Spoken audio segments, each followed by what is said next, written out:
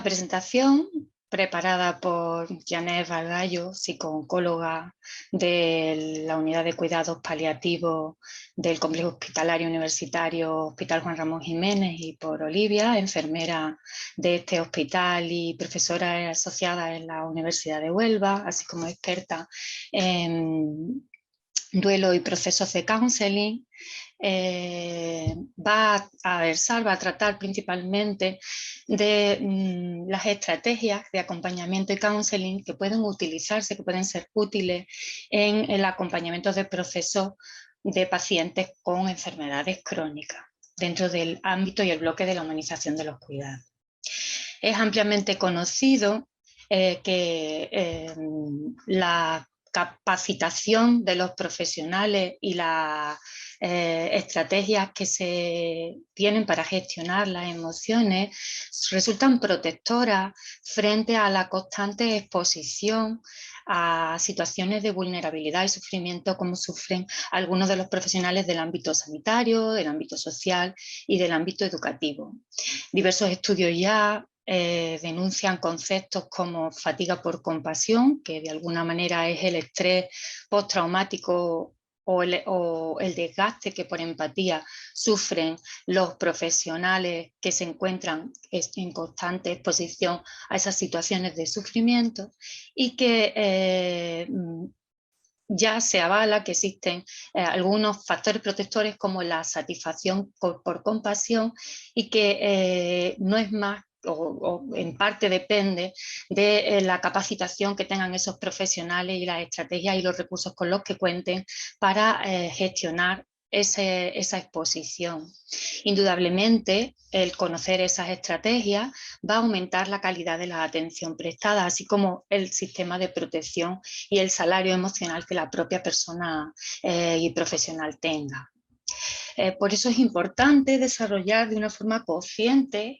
esas actitudes y esas habilidades que nos ayuden a mejorar esa atención. Cuando trabajamos con herramientas como el counseling, lo que estamos haciendo es acompañar de alguna forma a las personas que se encuentran en una situación de vulnerabilidad, y se establece una relación de persona que ayuda y persona que es ayudada. Pero ¿qué suele esperar alguien que necesita ayuda? ¿Qué suele esperar alguien que se encuentra en un proceso de diagnóstico o de vivencia de una enfermedad crónica, como es el caso? Pues normalmente, según Cian, ya en el 86 se definía que las personas que necesitan ser ayudadas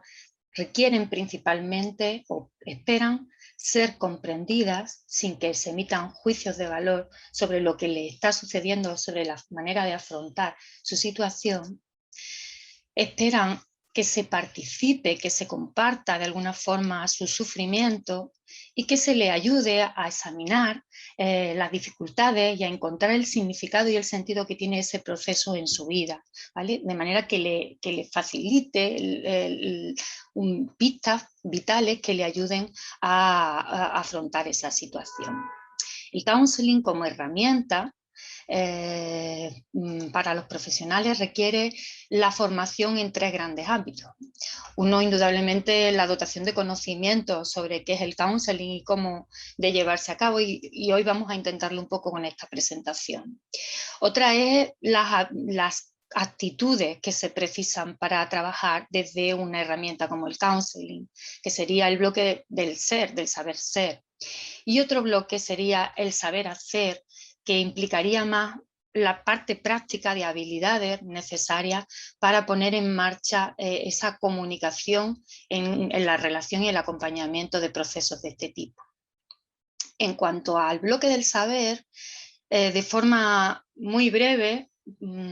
habría que comentar qué es el counseling. Y el counseling es ese proceso en el que uno camina de alguna forma como profesional, con sus conocimientos, con sus capacidades, con sus habilidades, al lado de alguien vulnerable que necesita ayuda, como venimos diciendo, pero que no pretende hacerlo desde una posición asimétrica, sino desde una posición en la que se rescate, en la que se consiga poner en marcha los propios recursos y la propia autonomía de la persona enferma con la que estoy trabajando, de manera que las soluciones que se planteen vengan de esta misma persona y por tanto sean más eficaces para afrontar su proceso de enfermedad. Algunos autores como Arran, Barbero y Barreto definen el counseling como el arte de hacer reflexionar, confrontando, empatizando con distintas estrategias comunicativas para ayudar a que la propia persona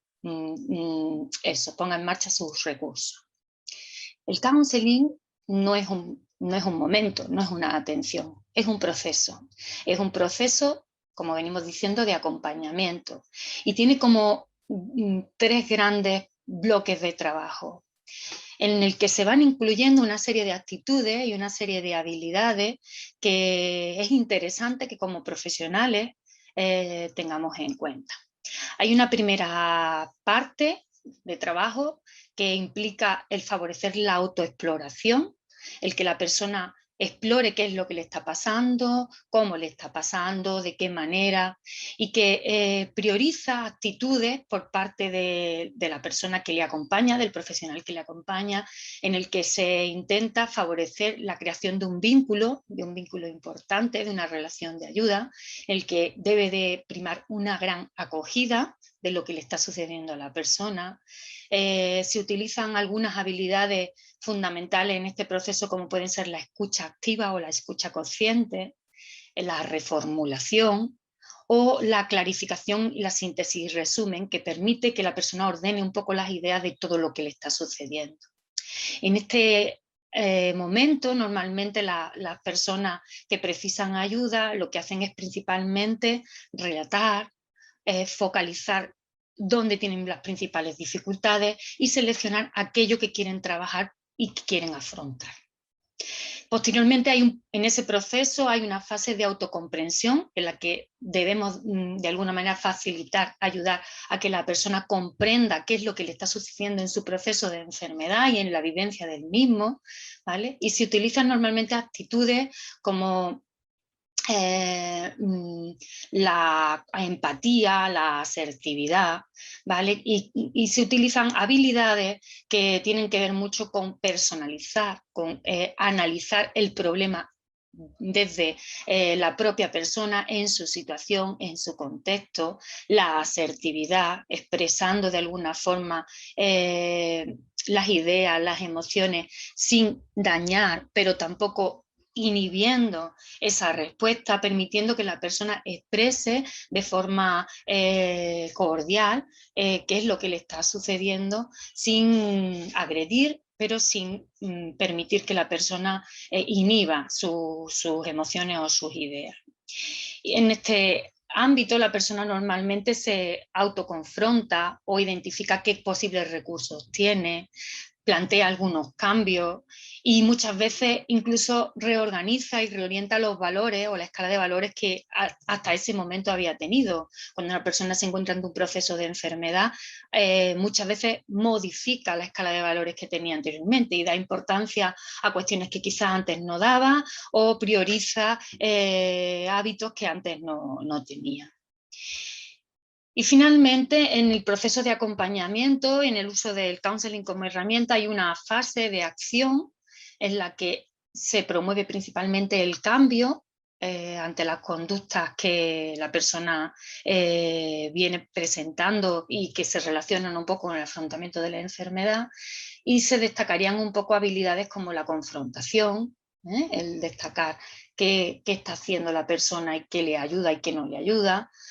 Otras habilidades muy eficaces del ayudante hacia la persona ayudada suelen ser la persuasión o la intención paradójica para ejemplificar lo que le ocurre,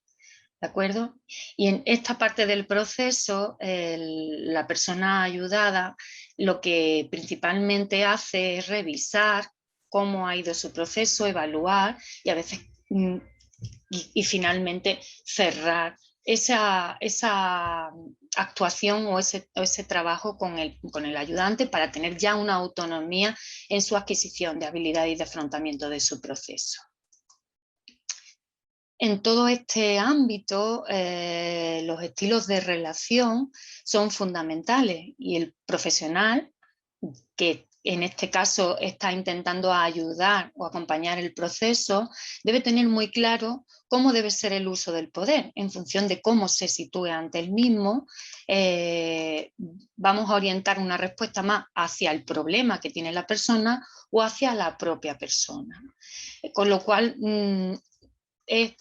muy interesante analizar desde dónde suelo moverme como profesional sanitario y qué es lo más efectivo según lo que me demanda la persona. Cuando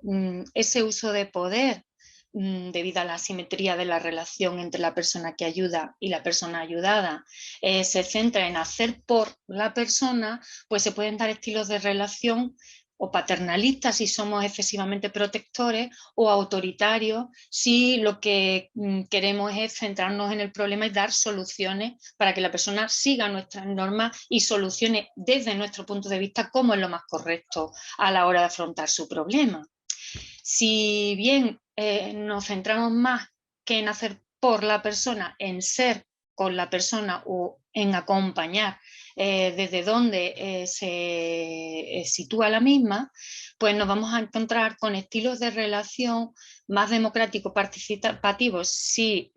damos y escuchamos a la persona, pero no nos centramos tanto en su respuesta emocional, y tendremos un estilo de relación más empático si nos centramos en la persona e intentamos mirar, actuar y comprender desde donde esta persona nos está explicando su contexto y su situación y su manera de afrontar el proceso. Como profesionales del acompañamiento de situaciones de vulnerabilidad, como counselor, principalmente se pretenden tres objetivos. Por un lado, explorar la realidad y el significado que tiene para la persona su proceso. Por otro lado, ayudar a apropiarse de ese problema e identificar qué recursos tiene la persona para poder afrontarlo, indudablemente siendo realista. Y por último, contrastar posibles alternativas que ayuden a concretar y a ver posibilidades de cambio en el proceso que está afrontando la persona. De forma más concreta y en cada una de las consultas o encuentros con la persona, nos vamos a encontrar con que va a ser fundamental desde el inicio establecer un vínculo importante que favorezca la confianza, que favorezca la posibilidad de trabajo con la propia persona que tenemos enfrente, la acogida, para intentar explorar, como decíamos antes, en el proceso, para poder de alguna manera depurar, drenar aquello que le está ocurriendo, validar los sentimientos, demostrar y devolver a la persona que tenemos enfrente que sus sentimientos son coherentes con lo que le está ocurriendo y que somos capaces de comprender que son sentimientos humanos y por tanto propios del proceso que está viviendo. Favorecer la personalización, el que se centre en la propia persona y en su problema, no generalizar o comparar con otras situaciones similares. Eso muchas veces dificulta el que la persona se sienta comprendida.